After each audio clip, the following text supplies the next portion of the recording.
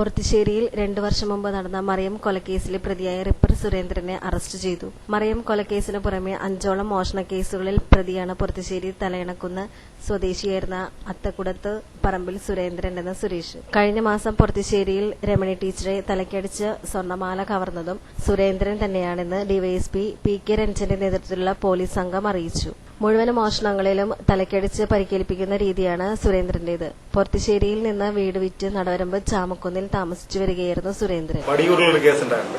അത് 2000 കേസാണ്. അത് ഇതുപോലെ തന്നെ ഒരു സ്ത്രീയെ അടിച്ചു വീഴ്ത്തിയതിന് ശേഷം സ്വർണ്ണം കവർ ചെയ്തത്. ഇരിങ്ങാലക്കുട തുടർന്ന് നാല് കേസ് ഇരിങ്ങാലക്കുടയിലെ വിവിധ ഭാഗങ്ങളുണ്ടായതാണ്. അതുപോലെ അന്തിക്കാടും മറ്റൊരു കേസുണ്ട്. ഇതും ഇതുപോലെ തലക്കടിച്ച് സ്ത്രീയെ തലക്കടിച്ച് ഇരിങ്ങാലക്കുട പോലീസ് അന്വേഷിച്ച് തുടർന്ന് ക്രൈംബ്രാഞ്ച് എറണാകുളം ക്രൈംബ്രാഞ്ചും തുടർന്ന് തൃശ്ശൂർ ക്രൈംബ്രാഞ്ചൊക്കെ അന്വേഷിച്ച് വരികയായിരുന്നു. പക്ഷെ ആ കേസ് ഇപ്പോൾ ഇരിങ്ങാലക്കുട പോലീസ് പ്രതി അറസ്റ്റ് ചെയ്തു. വളരെ ആസൂത്രിതമായി നിൽക്കും.